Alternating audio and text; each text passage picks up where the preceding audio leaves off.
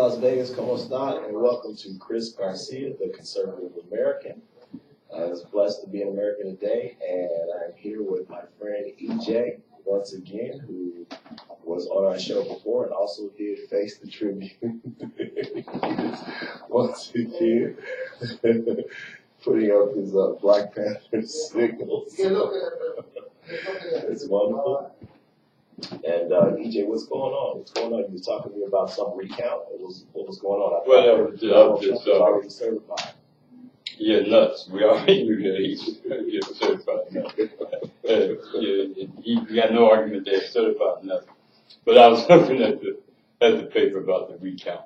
But I'd like to discuss with you a topic that I was going to do, later on with the disposition of the cat bus drivers. Okay, go ahead. They are some, out of say 20 bus drivers, you'll get 2 that's nice. Yes. But the 18 from one, the first one will be nice, and then you'll get 18. Right. That's very disrespectful and ignorant, and then you get the 20 points. So, good. Good. So by that time, you have a discombobulated, I guess. Yeah. So the cab bus drivers have bad attitudes. Yeah. Which are the Las Vegas public bus citizens area transit in Las Vegas. Which I've heard of a joke saying, "Can arrive on time." That's what cat stands for. Yeah. I'll give you a perfect example. I was leaving my house and I had maybe 40 minutes, 35, 40 minutes left on my pass, okay? Now, I'm going from Lake Mead to Las Vegas Boulevard. Lake Mead, Pecos to Las Vegas, Lake Mead and Las Vegas Boulevard. Yes. All right. Now, the 113 arrived late, which made my pass a couple minutes expired. Mm-hmm. So I'm saying to the lady, do you mind if I use it? Just ran out, a minute or so ago. Mm-hmm. And, I didn't say that, but we both knew that it would expire because she was like 10 minutes late. Right.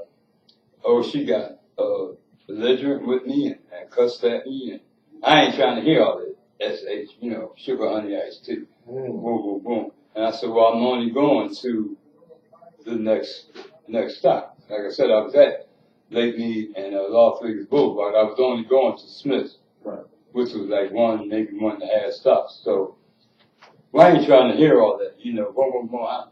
So I'm trying to say to her, I'm not trying to tell you, where I'm going. I'm just trying to say that, I'm not going far. Yes. You know what I mean? I'm not asking for a ride to the end of the ride. Right. You know what I mean? I'm just going to the next stop.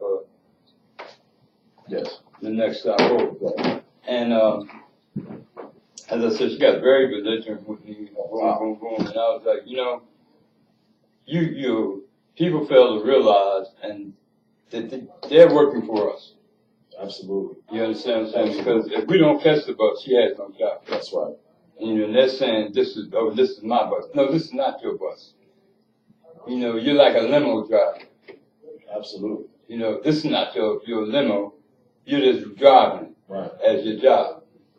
And she went on and on and on. I was like, look, lady, I'm so-and-so, you don't have, I'm going to keep disrespecting me, talking to me like that. Wow. So I said, can I get your name? You know what I mean? Because I want to report this to your supervisor. Yeah. You don't need my goddamn name. And that wasn't the word she used, but you can imagine what I'm saying. Right. So I wrote the bus number down, boom, boom, boom. Now, to show how ironic this is, I went to Smith's in my little bit of shopping. As I'm coming out of Smith's, there's 2 113s sitting there, okay? The first one pulls off and says, well, catch the next one. Guess who's driving the next one? The same woman. Oh, wow. And she pulls right off. Oh. Now, I'm diabetic. It was like 2,000 degrees outside. You know, I got my food. So this means, and it was on a Sunday. So you know that means the bus is running slow. And that's going to be another half an hour, 45 minutes wait. Wow. Because there's 2 buses there now. Yes. You know? She drove off from me. So I did wind up sitting there 45 minutes, and then I had to wait for like what seemed like an hour for the late me bus. Anyway, make a long story short, by the time I got home from not taking my medicine, I passed out in the front room. As soon as I got in the house, I passed out. I woke up, my food was all over the floor and all like that. You know, just because she was having a bad day, she decided she wanted to kick my cat. You know, all over me just asking for a ride because she was late, which made my pass. Because I had planned on buying another pass anyway. Right. You know what I mean? I was just using that to get there and then buy the pass coming back. Right. You know, because she was late. And I just think they're very, you know, they're very belligerent to people, disrespectful, you know, arrogant. Why do you think they have that attitude, BJ? Because when I first came here, I haven't ridden the cat bus in Las Vegas a lot recently, but when I first moved here, and I remember when they first started really having the cat bus system here, I rode the bus a lot, and you did seem like a lot of the drivers had negative attitudes toward the passengers. What do you think the reasons for that are? Well, to me, it's a few reasons. One is the passengers don't stand up for themselves. You know what I mean? They're timid, you know what I mean? They seem to be intimidated, you know, by them because, if you threaten a driver, you can go to jail. So, you know, and the bus drivers know that. So they take advantage of it with their mouth. And a lot of it, mostly, is women. Yeah. Yeah. You know what I mean? Yeah. They have their attitude or they mad at their boyfriend. You think they bring it to work? They bring it to work. They bring it. Yeah. You think it's maybe because a lot of them based the complaint? I will talk to some of them about being underpaid and overworked on more shifts than they should have had, and they weren't getting paid overtime and certain things like that. You know what? They're getting paid their overtime, and they can't work for so many hours. It's against the law. You cannot drive public transportation. You have to work. You can only work so many hours, and you have to take so many hours off. That's a federal law. Okay. All right, so that's horse puppy with this thing. You know, for one instance, I was down at the BTC. This guy was getting on. Now the Max had stopped running, but the guy was getting on, and he was saying, "Can I catch this and get to social services?" She told him no. I said, "Yes, you can." But after she finished saying what she's saying, I said, "Yes, you can." How you gonna tell him? Boom, boom, boom. I said, because by the time he sits here and waits another 35 minutes for 113 to come, he could catch that Max and get off of Jerry's Nugget and walk that little 5 or 10 minutes back to social service. Okay? So this bus does go there. It does not stop at social services, but it does go there. So the 113 doesn't stop, you know, right there. You know what I mean? Which she should have explained to him. You know, and she went through the thing about this is her bus and I'm not getting on her bus. Lady, I don't want to get on your bus. And once again, this ain't your bus. You work for me. I don't work for you. Yes, you do. Because if everybody get off this bus right now, you won't have no job. Yeah. If everybody boycotts this bus system, Yes. Right. Absolutely. who are you going to take, you know, here and there? Yeah.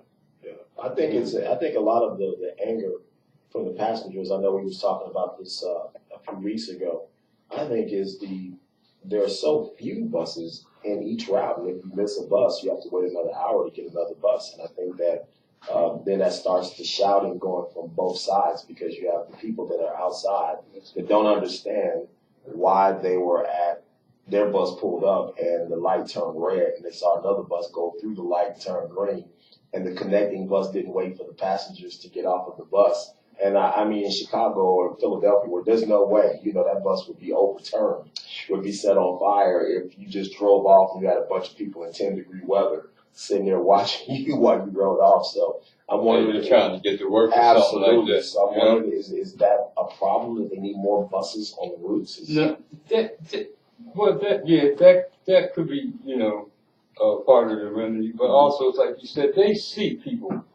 Yes. If you're on this bus and you're crossing this way, yes. You see that bus. Yes. You know what I mean? And you people can ready to get off there.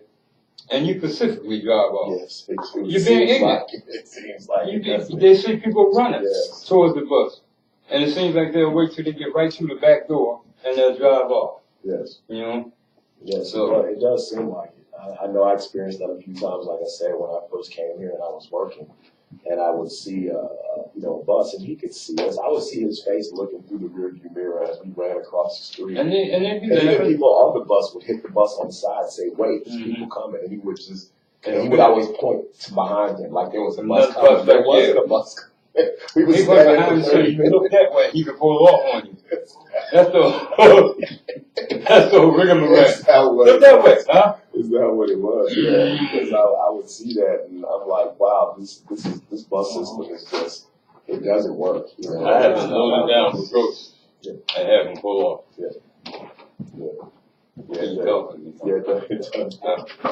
Ain't to the working. I haven't had one that does that. It doesn't work. It's not like it is back then. So they're not copacetic. They ain't copacetic. Yeah, it is sad. And, a lot of people here, I've seen them miss work. I've seen them be late for work. And then, unfortunately, the next bus driver that pulls up, you're gonna experience that wrath of the person that and he hasn't done anything to you. So then, of course, he's gonna come back because he's like, I'm just doing my job. But now he's got to ask you because you done kicked his cat. That's right. And he, you get on, you sit down, he's driving, and he's paying that. Absolutely. You know what I mean? It's just pestering it. You know what I mean? Right. I've seen that. So some hooky and fish out fool get on next. He's already ready. Yeah, between the CAT system and the failed monorail, this city does not have, city of Las Vegas, and I love this city. It's a beautiful city, but as far as their public transportation system, I think there needs to be investment in the public transportation system because, hell, this is a city that's going on 2 million people, including the outer areas, and you cannot have 2 million people going to work and moving across town and you don't have a proper train system or a proper bus system. It just doesn't make any sense. But they have a proper system when it's something for the tourists, yes. You know what I mean? Or like it took me one time 45 minutes to cross Las Vegas Boulevard because they had that much traffic going through Speedway. They had no buses for the citizens of Las Vegas. Every bus that they get their hands on was coming from downtown or the strip, going straight to the racetrack. Yes. Yes. It's just. Yeah, it is. It's horrible. Yeah. Yeah, I don't understand it. What else do you have to talk about, EJ? Is there anything else that's on your mind? Because I talk about what I really want to talk about being in jail. That bag I had, I kept thinking about I could put something in there, and they never seen me. For those that are listening, it's just a little inside joke between me and my good friend here. He's been having some problems where he lives at, and he came over last night and spent some time with me and my wife. He's a good friend of ours, and we gave him a bag to take home, a duffel bag, and he was thinking about who he could put in that bag and roll away somewhere. So thankfully, there's no bodies. There's nothing in the bag. You don't know. You ain't never been there. You don't know. You don't know. I don't want to be an accessory. If you stick your hand in something wet in there, it wasn't me. I don't want to know. Because stuff they be doing, you disappear where we from. You disappear real quick. So you ain't seen him. No, I ain't seen him about a month. That's right. And I gave you that. Your fingerprints on it too. Fingerprints on. And we just had the DA in on the show before I'm sitting here. You got this bag. And I introduced myself to him, so we friends now. Oh, no. And we just, if you missed it, we just had the district attorney of Clark County, Steve Wilson, was just in on the last show, Face the Tribune. Make sure you watch that. Google it, Face the Tribune with Rolando Barras. And we had a very interesting conversation with District Attorney Steve Wilson and his daughter Rebecca. It was a wonderful show. And yeah, it's just crazy, man. But so what were you saying about the recount, though? What was going on? And we don't want to talk about that. You guys remember the last time EJ was here and we had Trump signs that were up. We just taken them down. Now I want to put them back up, but everybody says take them down because the election is over. And I'm going to put them back up, though. He was so close that he almost died. He swallowed the gum that he was chewing. Drinking water, Donald Trump's water. Find that show on Conservative American with Chris Garcia the last time we had EJ on. And he literally almost died. He was choking because he was under a Trump sign. And EJ is not a Trump fan, and he did not. Man is an understatement. He didn't know where he was at. He was on Conservative American. But Chris Garcia, that's not what I call it. That's not what I call it, folks. Folks, that ain't what I call it. I got the fist up again. That ain't what I call it. He wants to rename my show, and he can't do that. That ain't what I call it. Conservative. Is that not what the black man call it? It's so conservative with a K. I'm asleep, and I'm gonna leave it there. You know what I mean? I'm gonna leave it there, folks. So it ain't Krispy Kreme. It ain't the conservative Krispy Kreme show. We always have fun when EJ comes on. We always have a wonderful time. Listen, let me ask you something. Yeah. Before we talking about that question one, do you know now that question one? If I loan you a gun, you can go to jail. If I commit a crime with you? No. Mm-hmm. Just the fact about yeah. See, this I is did not If question one was explain to the audience a little bit. Question one was about having everyone, no matter what, having to do a background check to be able to get firearms. Was that just for the state of Nevada, or was that nationwide? Question? No, that's just for the state of Nevada. Yeah. What was the other ones? If you loan a gun to somebody, whether you commit a crime or not, you can go to jail. Oh, wow. See, they just talk about the thing, boom, boom, boom, Mm-hmm. and it's going to help protect police. How many police have you heard get shot in Las Vegas? Within the last 2 or 3 years. The last ones I remember was like maybe 5 or 6 years ago, the ones that unfortunately got killed outside the burger place or something like that. They was having lunch. Yeah, I remember that. Which is wrong. That's cold blood. Yeah. But it's not protecting. How's it protecting police? Yeah. Also, I like to say, like what the DA was saying, keeps felons from being. Okay, say you was 17, 18, and you made a mistake. I'm gonna say you ain't killed nobody or something like that. I'm felony assault, something like that. You got to fight beat the guy up pretty bad. Mm-hmm. Okay. Now you're saying say you 18, 20 years from now, you're now 38. You're an adult. You have a family. That you can't buy a firearm to protect yourself because you have that felony conviction. Right. Yeah. That's not fair. Yeah. That's not fair. Yeah. I understand what you're saying. Yeah. See, there was a commercial that comes on TV. This brother's a lawyer. He's an activist and something else, and he was saying that it's designed to keep. He said the Democrats. Another way the Democrats are keeping us from being harmed. Now, You talk about a gun show. You ain't gonna see a whole bunch of brothers at them gun show. Who you gonna see at them gun shows? I go to gun shows. You're not a brother.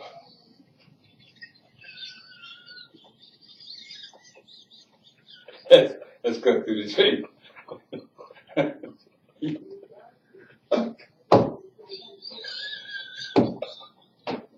If y'all didn't know, he is not black. He's not folks. He's oaks.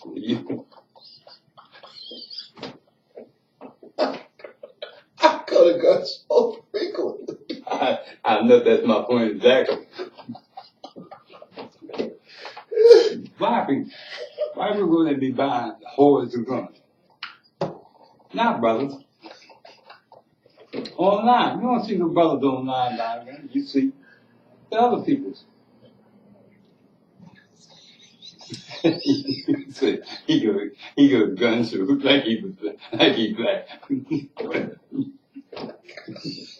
He gonna make me choke on this hand. Hold on, people.